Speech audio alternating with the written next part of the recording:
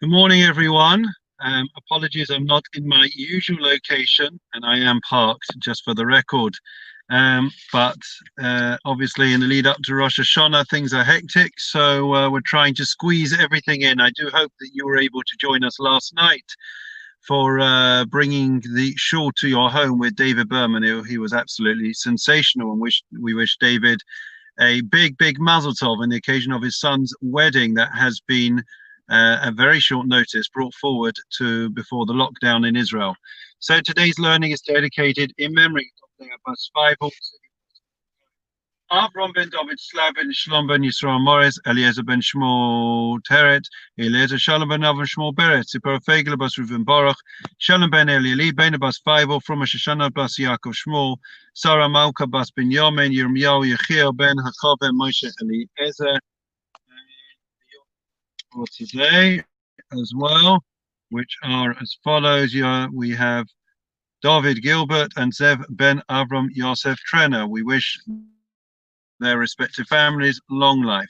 We were discussing, and we are discussing, the concept of Lisheris Nachlasoi, the remnant of his inheritance. Okay, and that means that we are the relatives of each other. We are the relatives of the Almighty.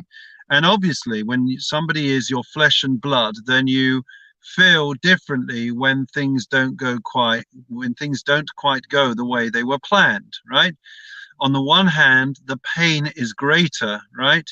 We all know that when we have found ourselves on the receiving end of the hurt, the upset, the offense at what somebody has said or done to us, it's so much more painful when it's somebody that's close to us, somebody that we trusted, somebody that we love, somebody that we have a respect for.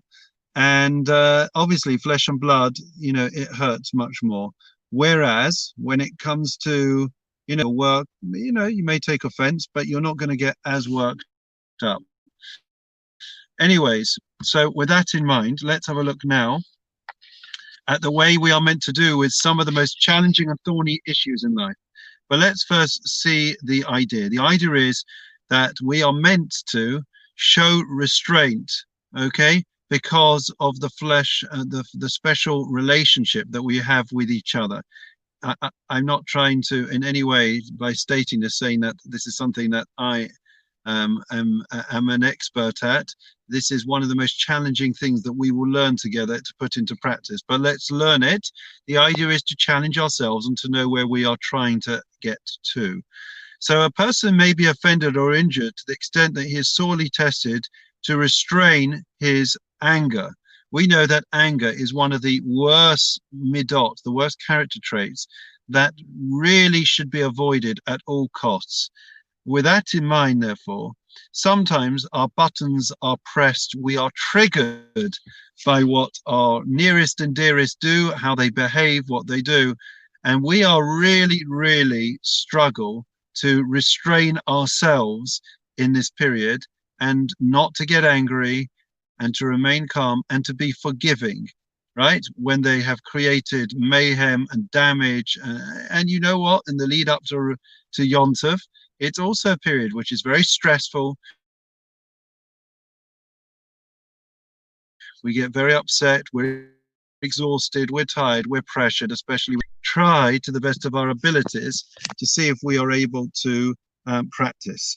So I'll tell you a scenario, because the way that this book has been written is the principles are written, and then underneath in the gray box is a story. So I'm going to give you the short version of the story. The short version of the story is that we have Mr. Jacobi, same guy as last time. He's had a rough time so far in this book.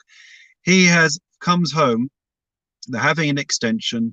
It's a flat. He's got a flat, downstairs flat, and they're having an extension out the back. And tiles had been delivered, right?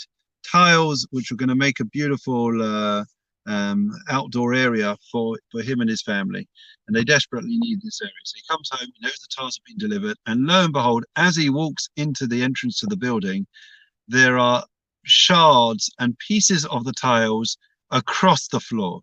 Some of the tiles have been smashed, and immediately, who do you think? Who do you blame? It's got to be Moishi, his son. He's thinking in his head as he enters the building, that Moishi, you wait till I get hold of him. He's always up to no good. He's always up to trouble. How many times have I told him to be careful not to play downstairs in the lobby? He thinks he's he thinks he's a bit of a handyman, and he was probably playing with his friends on the tiles. This is what's going through his head. And he's getting more and more angry as he climbs the 4 flights of stairs to enter his home. And as he gets to the 2nd floor, he thinks about this idea that we just discussed, and he said to himself, you know what? Maybe, he meant well. Maybe Moshe was trying to carry the tiles to the back to help the workmen. And, he's my son, he's my flesh and blood. You know what? I'm going to punish him, but I'm going to remain calm. Okay. So he walks into the building, walks into his house, calm down. Now says to his wife, I noticed. She said, did you see the tiles? She says, boy, did I see the tiles. They were smashed across the floor. And he says to his wife immediately, I'm not going to get angry this time, but Moishi is going to be punished severely, because you just can't do that. You can't just keep, messing things up, destroying stuff. We've all heard it before. And anyways, the wife says, but it wasn't Moishi. Now, what happens in his mind now? His mind switches, right? And from being calm because of this concept of our flesh and blood, we're meant to overlook things, we're meant to show compassion. He switches and he says, it was the other kids in the block. Are they going to get it? They're going to pay. Their father is going to pay for this, right? And to cut a long story short, right, he gets more and more worked up.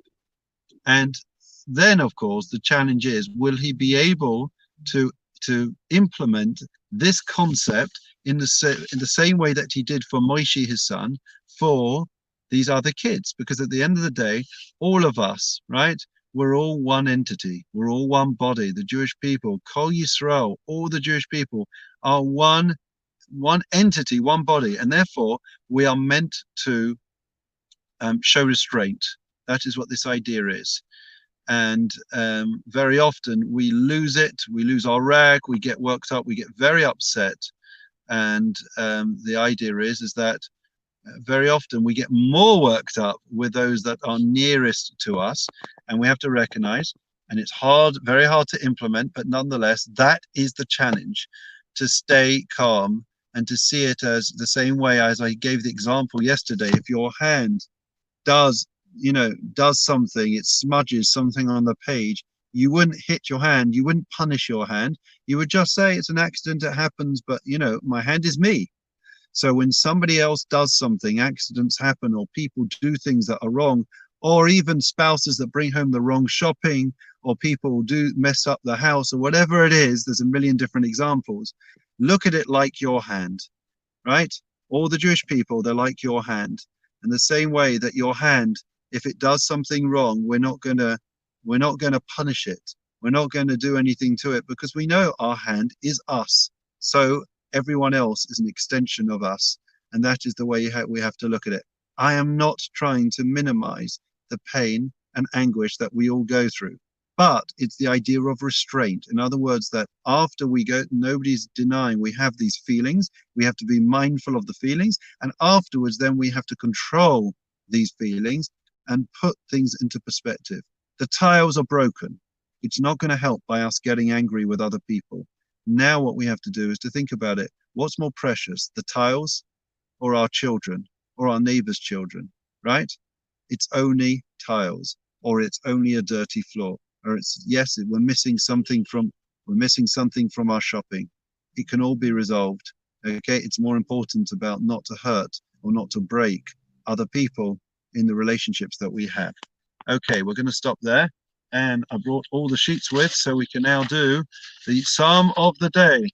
Okay, so it goes like this. The Lord is my shepherd, I shall not want. He causes me to lie down in green pastures. He leads me beside still waters. He restores my soul. He leads me in the paths of righteousness for his name's sake. Even when I walk in the valley of darkness, I will fear no evil, for you are with me. Your rod and your staff, they comfort me. You set a table before me in the presence of my adversaries. You anointed my head with oil. My cup overflows. May only goodness and kindness pursue me all the days of my life, and I will dwell in the house of the Lord for the length of days. And now we come to the memorial prayer. Adonai Lamim Zacho Es Nishmois, Leah Bat Bible, Tzvi Bat Mordechai, Abram ben David Slavin, Shlomo ben Yisrael Morris, Eliezer Shalom ben Abram Shmuel Beretz, Berefei Bat Reuven Baruch, Shalom ben Eli ben Bas Bible, from Mashachana Bas Yaakov Shmuel, Sarah Malka Bas bin Yomin. And the yacht sites for today: Yosef Cohen, David Gilbert, Zev ben Abram Yosef Trenner, Shalchuli Elaman Began Eden Taimanu Chasam, Lachain Balarachamim, Yasi Rain Besakan of Yolamim, Vayet Sovas Chain Shosam, Adonai Nachlasam, Yanuchu Bishlamim Mishkavam, Venamar, Amen. Lastly, Refuah Shlema prayer.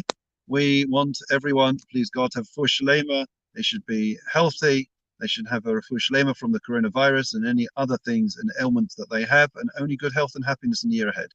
Mi sheber achavasenu Abraham Yosef Yaakov Moshe Aaron David Shlomo Yivarach Rabbeis Chaylim Babu Shana Mispalim Babu Ram Bezchazai Kadosh Baruch Hu Yimalei Rachum Aleihem Lachem Alafosam V'yishlach Lehem Refuah Shlema Nishmam Lechol Ben V'sos Shachal Yisrael Refuah Sanefesh Refuah Sakuf Hashtabakas Makariv and Amar Amen. We say a good morning to Richard, Mervyn, Michelle, Paul, Peter, Rachel, Estelle, Jackie, Anthony, Harry, Caroline, and everyone else that is tuning in to us this morning. So special to have you with us. We are making tremendous progress through the book of Tomer Devorah, understanding, refining our character traits, becoming more compassionate, more considerate, more controlled in the way that we behave. And please God, we'll be able to complete this book in a matter of a few weeks and be able to move on to learning something else. In the meantime, please be careful, but enjoy the preparations as much as we can and lead up to Rosh Hashanah, and wishing everyone a Shana Tova.